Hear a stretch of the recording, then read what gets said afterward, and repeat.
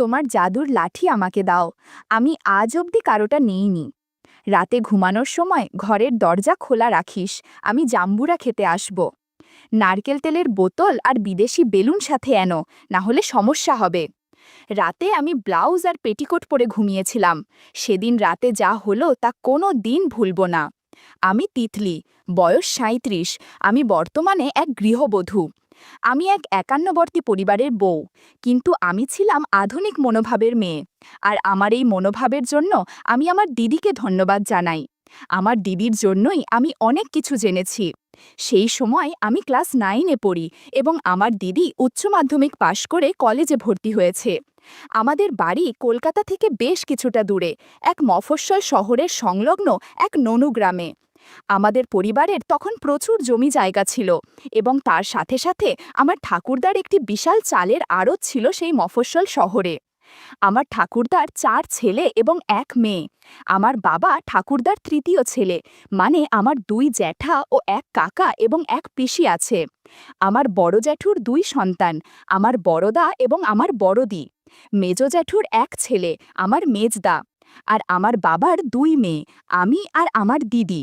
ছোট কাকুর 1 ছেলে, নাম বিশু। এবার মূল গল্পে ফেরা যাক।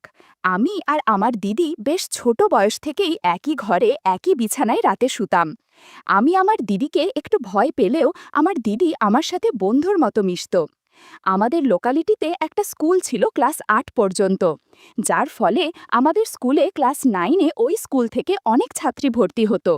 আর হ্যাঁ, ওই স্কুলটা ছিল কোয়েড, মানে ওখানে ছেলে এবং মেয়েরা একসাথে লেখাপড়া করত। আমি যখন ক্লাস 9-এ উঠি সেই বছরও অনেক ছাত্রী ভর্তি হলো আমাদের স্কুলে।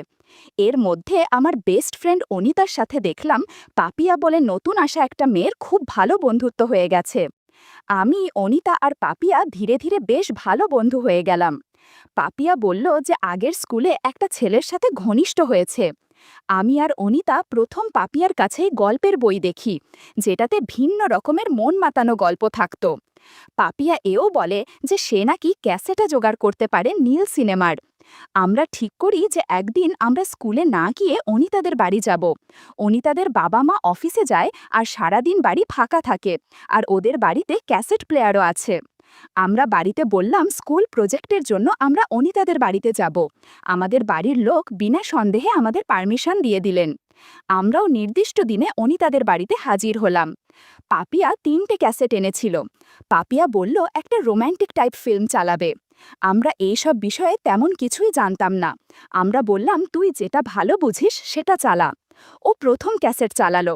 পর্দায় ভেসে উঠল একটা ছেলে আর একটা মেয়ের সিনেমা। সিনেমার অদ্ভুত দৃশ্য দেখে আমার মধ্যে কেমন যেন অনুভূতি হচ্ছিল। আমার বেশ ভালো লাগছিল। একটু পর পাপিয়া আমার অবস্থা বুঝতে পেরে কেমন যেন আচরণ করতে শুরু করলো। বেশ কিছুক্ষণ আমি চোখ বুজে থাকলাম। আমি চোখ খুলতেই অনিতা আর পাপিয়া জিজ্ঞাসা করল, কিরে কেমন লাগলো? আমি বললাম দারুণ। ওরা বলল তবে এবার 3 জনে মিলে গল্প করা যাক। একটু পর আমরা 3 জন গল্প করতে শুরু করলাম। বন্ধুরা, ইউটিউবের করা নিয়মের কারণে এসব ঘটনা সরাসরি বলা যাচ্ছে না। তোমরা কমেন্টে দেয়া লিঙ্ক থেকে আমার ওয়েবসাইট ভিজিট করো, সেখানে একদম খোলামেলা গল্প দেয়া আছে, যেগুলো ইউটিউবে পাওয়া যায় না। সারা দিন এভাবেই কেটে গেল। সে একটা দারুণ অনুভূতি। তারপর বিকেলবেলা আমরা যে যার বাড়ি ফিরে গেলাম। অনিতাদের বাড়ি থেকে ফিরে আসার সময় আমার একটু ভয় ভয় করছিল, কারণ আমার এটা প্রথম অভিজ্ঞতা। তাছাড়া বাড়িতে সবাই গ্রুপ স্টাডির কথাটা বিশ্বাস করবে তো? তবে বাড়ি ফিরে আমি অনেকটা রিল্যাক্স ফিল করলাম, কারণ দেখলাম বাড়ির পরিবেশ আর 5টা দিনের মতোই স্বাভাবিক। তবে দেখলাম আমার দিদি শেলি বাড়ি ফিরেছে। দিদি কলেজে ভর্তি হবার পর সেখানে হোস্টেলে থাকে, তবে সামনে কি একটা লম্বা ছুটি আছে, তাই ছুটি কাটাতে এসেছে। আমি নিজের ঘরে গিয়ে বিছানায় শুয়ে পড়লাম। আমি এসেছি দেখে দিদি আমাদের ঘরে এলো। আমাকে দেখে বলল, কিরে তিতলি, এসেই শুয়ে পড়লি যে, শরীর খারাপ নাকি? আমি বললাম না, এমনি। সে বলল, জানি না বাপু কি গ্রুপ স্টাডি করে এলি যে এত টায়ার্ড হয়ে পড়লি। আমাকে চাইলে সত্যিটা বলতে পারিস, আমি কাউকে কিছু বলবো না। আমি প্রসঙ্গটা এড়িয়ে যাবার জন্য বললাম, না না, এই একটু মাথা ধরেছে তো তাই। দিদি আমার পাশে বসে বলল, ন্যাকামি না করে সত্যিটা বল, ওরকম গ্রুপ স্টাডি আমি অনেক করেছি, তোর মুখ চোখ দেখে আমি বেশ আন্দাজ করতে পারছি। আমি বুঝলাম ধরা পড়ে গেছি। দিদির কাছে সব সত্যিটা ধীরে ধীরে বললাম। দিদি সব শুনে বলল, রাতে রেডি থাক, তোর জন্য সারপ্রাইজ আছে। রাতে খাওয়া দাওয়ার পর আমি আর দিদি শুতে গেলাম। দিদি ঘরে এসে দরজাটা লক করে দিল আর আমার কাছে এসে বলল, আজ আমার বোনটা বড় হয়ে গেছে। দিদি খুব সুন্দর একটা পারফিউম মেখেছিল। আমি সুন্দর গন্ধটা শুঁকতে থাকলাম। দিদি বলল, দাঁড়া, তোকে একটা জিনিস দেখাই। এই বলে উঠে গিয়ে নিজের সুটকেস থেকে একটা নকল জাদুর লাঠি বার করল। আমি এসব আগে দেখিনি। অবাক হয়ে তাকিয়ে আছি দেখে দিদি বলল, এটা দিয়ে আমরা হোস্টেলে মেয়েরা মনের ইচ্ছা পূরণ করি। বন্ধুরা, তোমরা বুঝেছ তো কিসের কথা বলছি? এরপর দিদি জাদুর লাঠি দিয়ে জাদু দেখাতে লাগলো। মিনিট ২০ পর দিদি বলল, আজকের মতো এটুকুই থাক, না হলে সমস্যা হবে। আমরা হোস্টেলে ঘণ্টাখানেক ব্যবহার করি। একটু পর আমি দিদিকে জিজ্ঞাসা করলাম, আগে কি কখনো আসল জাদুর লাঠি দেখেছ? দিদি বলল, কয়েকবার দেখেছি। তবে শোন, তুই তো জানিস অমরদা মানে আমাদের পিসির ছেলে আমার চেয়ে ২ বছরের বড় হলেও আমরা বন্ধুর মতো মেলামেশা করি। ঘটনাটা ২-৩ বছর আগে ঝাপানের সময়ের। সেই বছর আমি আর মা গেছিলাম পিসির বাড়ি ঝাপান দেখতে। আমরা সবাই প্রায় ৭-৮ জন পিসির বাড়ি থেকে গেছিলাম ননুগ্রামের ঝাপানতলায়। আর ওখানে একটা বিরাট মেলা বসে। ননুগ্রামের সেই মেলায় সেবারে নাগরদোলা এসেছিল। আমরা সবাই নাগরদোলা চাপলাম। সেই দলে মা আর পিসিমাও ছিল। কিন্তু আমার মাথা ঘুরে গিয়ে বমি হয়ে যায় ওই সময়। আমি একটু সুস্থ হলে পিসিমা অমরদাকে দিয়ে আমাকে বাড়ি পাঠিয়ে দেয় এবং বাকিরা ওখানে মেলা ঘুরে দেখতে থাকে। আমি অমরদার সাথে বাড়ি ফিরছিলাম। শরীর দুর্বল ছিল তাই আমি রাস্তায় হোঁচট খাই। প্রায় পড়েই যাচ্ছিলাম। অমরদা আমাকে ধরে ফেলে। এ সময় অমরদা একটা জাম্বুরা ধরে ফেলে। কি যে একটা অবস্থা বলে বোঝাতে পারবো না। আমি ওকে কিছু বললাম না। আমরা বাড়ি পৌঁছলে আমাকে অমরদা নিজের ঘরে গিয়ে বিশ্রাম করতে বলে। বাড়িতে আর কেউ ছিল না। আমিও চোখ বুজে শুয়ে পড়ি। খুব ক্লান্ত লাগছিল, তাই শুতেই আমার একটা ঘুম ঘুম ভাব এলো। আমি বেশ ঘুমিয়ে পড়েছিলাম। হঠাৎ আমার মনে হলো কেউ একজন আমার খুব কাছে আছে। চোখ খুলে দেখি অমরদা আমার পাশে বিছানায় বসে আছে। আমি সেদিন শাড়ি পরেছিলাম, ব্লাউজ একটু অগোছালো হয়েছিল, সেদিকে আমার খেয়াল ছিল না। অমরদা বলল, মেলায় নাগরদোলায় ওঠার পর থেকে তোকে অনেক ক্লান্ত লাগছে, ভাবলাম তোর একটু সেবা করি। আমি ছোটবেলা থেকেই অমরদাকে আমার ভালো লাগতো। আমি বললাম, ঠিক আছে, সেবা কর। আমার সম্মতি পেয়ে অমরদা ঘণ্টাখানেক আমায় সেবা যত্ন করল। মাঝে মাঝে ফল খেলো। কিছুক্ষণ পর বাড়ির সকলের ফেরার সময় হয়ে গেছিল। অমরদা আমাকে নিয়ে তার ঘরের সাথে লাগোয়া বাথরুমে নিয়ে গেল আর বলল, ফ্রেশ হয়ে নে, আমি ততক্ষণে ঘর গুছিয়ে নিচ্ছি।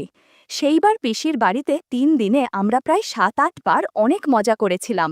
এর পরেও আমি পিসির বাড়ি গেলে বা অমরদা আমাদের বাড়ি এলে আমরা সকলের নজর এড়িয়ে গল্প করতাম। এটা ছিল আমার জীবনের প্রথম জাদুর লাঠি নেয়ার অভিজ্ঞতা। দিদির কথা শুনে আমারও কেমন যেন লোভ হচ্ছিল, কিন্তু কিভাবে কি করব বুঝতে পারছি না। এবার দিদি ২ দিন ছিল আমাদের বাড়িতে, আর সেই ২ দিন দিদি আমাকে অনেক কিছু শিখিয়েছিল।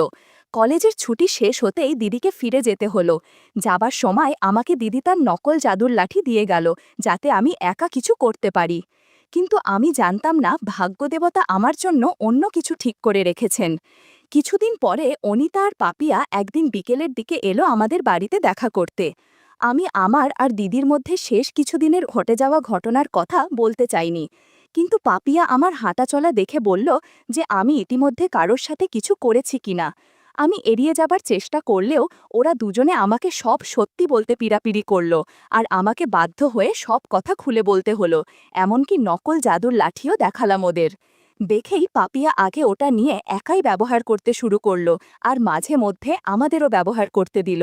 আমাদের বাড়িতে সব পুরুষরা নিজেদের কাজে সকাল থেকে বেরিয়ে পড়ে, আর বাড়ির মহিলা আর বাচ্চারা দুপুরে একটু ঘুমিয়ে নেয়। সেদিন আমি, পাপিয়া আর অনিতা নিশ্চিত ছিলাম যে আমরা ধরা পড়ব না। কিন্তু আমি জানতাম না আমার মেজদাদা সেদিন তাড়াতাড়ি বাড়ি ফিরে এসেছিল, আর আমাদের ঘরে আওয়াজ হচ্ছে দেখে জানালার ফুটো দিয়ে উকি দিয়ে দেখছিল। এমনকি আমাদের কর্মকাণ্ড দেখে ফেলেছে। অনিতা আর পাপিয়া বাড়ি চলে গেলে মেজদাদা আমার ঘরে এসে আমাকে ভয়ও দেখালো যে ও সবাইকে বলে দেবে এসব কথা। আমি ওকে অনুরোধ করলাম যেন কাউকে কিছু না বলতে।